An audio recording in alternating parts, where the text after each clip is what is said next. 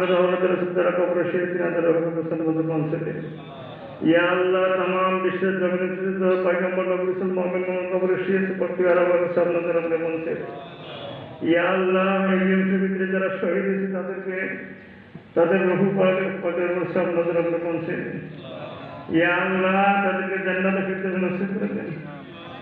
খাস করে আমাদের রাফিকুল ইসলাম কত মহব্বতের ছেলে ছিল, ইয়া আল্লাহ তিনাকে জান্নাতে ফিরদৌসের নেয়ামত বানাইলেন মওলা। হত্যা করা এবিএমসির প্রয়াত সভাপতি শহীদ রাফিকুল ইসলাম আহমেদ সাহাবক পর্যায়ক্রমে বিভিন্ন আন্দোলনের পিছত চৰকাৰে সিবিআই তদন্ত দিছিল। সিআইডি আছিলে, SIT হ'ল, অসম পুলিচে তদন্ত কৰিলে, কোকৰাঝাৰ আৰক্ষীয়ে তদন্ত কৰিলে, কিন্তু এতিয়ালৈকে হত্যাকাৰীক চৰকাৰে গ্ৰেপ্তাৰ কৰিব নোৱাৰিলে। ধাৰাবাহিকভাৱে এবিএমচিয়ে দিল্লীত এতিয়ালৈকে দুবাৰকৈ ধৰ্ণা কাৰ্যসূচী লৈছোঁ।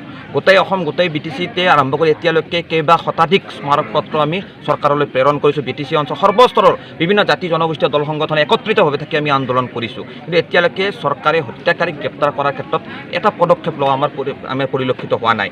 সিবিআই তদন্ত ঘোষণা কৰিলে, কিন্তু যোৱা 3টা বছৰ পাৰ হৈ গ'ল, এতিয়ালৈকে সিবিআই তদন্তৰ নামত সম্পূৰ্ণভাৱে এক ভেকু ভাওনাৰ পৰিচয় দিলে। আচলতে আজি আমি ক'বলৈ বাধ্য হৈছোঁ যে চৰকাৰী পক্ষৰ এটা শক্তিশালী চক্ৰই ৰাজনৈতিক লাভালাভৰ স্বাৰ্থত এবিএমচিৰ প্ৰয়াত সভাপতি শহীদ ৰাফিকুল ইছলাম আহমেদক গুলীয়াই হত্যা কৰিছে আৰু চৰকাৰীভাৱে হত্যাকাৰীক ৰক্ষণাবেক্ষণ দি সমগ্ৰ ঘটনাটো গাপ দিবৰ চেষ্টা চলাইছে।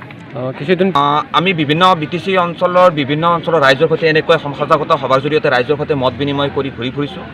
ৰাইজে যদি বিচাৰে যে BTC অঞ্চলৰ সংখ্যালঘু ৰাইজৰ বিভিন্ন দিশৰ সামগ্ৰিক অধিকাৰৰ উত্তৰণৰ স্বাৰ্থত যদি আমি ৰাজনৈতিকভাৱে কিবা ভূমিকা গ্ৰহণ কৰিব লাগে, তেনেহ'লে এই সভা সমিতিসমূহ শেষ হোৱাৰ পিছতে আমি BTC অঞ্চলৰ বুদ্ধিজীৱী বিভিন্ন অঞ্চলৰ সমাজকৰ্মীসকলক একত্ৰিত কৰি আমি জাতীয় অভিৱৰ্তন এখন অনুষ্ঠিত কৰিম। নিৰ্বাচনৰ আগে যদি প্ৰয়োজন হয়, ৰাইজে বিচাৰে, আৰু সেই অভিৱৰ্তনে BTC অঞ্চলৰ সংখ্যালঘু ৰাইজে কোনফালে ৰাজনৈতিকভাৱে গতি কৰিব সেই বিষয়ে এবিএমচিৰ নেতৃত্বত কিছু সিদ্ধান্ত গ্ৰহণ কৰা নিশ্চয়।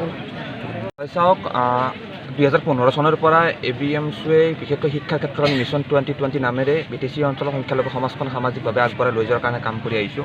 2005 চনত এবিএমচি জন্মৰে পৰা আমি শৈক্ষিক দিশত বিশেষকৈ কাম কৰি আহিছোঁ। তো ইন ফিউচাৰ আমি বিশেষকৈ আমাৰ এই অঞ্চলত ধৰ্মীয় সংখ্যালঘু সমাজৰ পৰা মানৱ সম্পদ ভালকৈ গঢ়ি তোলাৰ উদ্দেশ্যে ছাত্ৰ ছাত্ৰীসকলক বিদ্যালয়মুখী কৰা, গোটেই সমাজখনত এক বৈপ্লৱিক পৰিৱৰ্তন অনাৰ স্বাৰ্থত আমি সামাজিক আন্দোলন এখন চলাইছোঁ। ঘৰে ঘৰে শিক্ষা, ঘৰে ঘৰে এবিএমচি, সৰ্বদিশত এবিএমচি শিক্ষাৰ ক্ষেত্ৰত কাম কৰিম, আৰু শিক্ষাৰ দিশত কাম কৰি সমাজখনক গুণগত শিক্ষা নিশ্চিত কৰি সমাজখন আগবঢ়াই নি অইন জাতি জনগোষ্ঠীৰ লগত একেলগে ভাতৃত্বভাৱেৰে BTC অঞ্চলটোৰ শান্তিপূৰ্ণ পৰিৱেশ গঢ়ি তুলি আমি আগবাঢ়ি লৈ যোৱাৰ কাৰণে আমি কাম কৰি আছোঁ। আজি এনেকুৱা আমাৰ সামাজিক সজাগতা সভা বা বিভিন্ন সাংগঠনিক সভা BTCৰ প্ৰতিখন আঞ্চলিক কমিটিত প্ৰতিটো সংখ্যালঘু প্ৰধান অঞ্চলত আমাৰ চলি আছে ধাৰাবাহিকভাৱে, আৰু সেই সামাজিক সজাগতা সভাৰ জৰিয়তে আচলতে আমি আমাৰ সংখ্যালঘু সমাজখনত শৈক্ষিক সামাজিকভাৱে কেনেকৈ আগবাঢ়ি যাব লাগে এই ক্ষেত্ৰত ৰাইজৰ সৈতে মত বিনিময় কৰিছোঁ। ৰাজনৈতিকভাৱে হওক বা বিভিন্ন আৰ্থিক সাংস্কৃতিক দিশত আমাৰ ৰাইজ কেনেকৈ সজাগ হ'ব লাগে সেই ক্ষেত্ৰত আমি মত বিনিময় কৰিছোঁ। মুঠৰ ওপৰত আমাৰ সংখ্যালঘু সমাজখন BTC অঞ্চলত আপোনালোক আটাইয়ে জানে যে বিভিন্ন দিশত অৱহেলিত হৈছিল, নিষ্পেষিত, লাঞ্ছিত, বঞ্চিত হৈছিলে, অধিকাৰৰ পৰা বঞ্চিত হৈ আছে। তো আমাৰ সামাজিক সংগ্ৰাম আৰু আমাৰ অধিকাৰৰ প্ৰতি সংগ্ৰাম কেনেকৈ ৰাইজক একেলগ কৰি এটা প্লেটফৰ্মত নিৰ্দিষ্ট কিছু ইছ্যুত একত্ৰিত কৰাৰ কাৰণে এনেকুৱা সজাগতা সভাসমূহ অনুষ্ঠিত কৰি আছোঁ।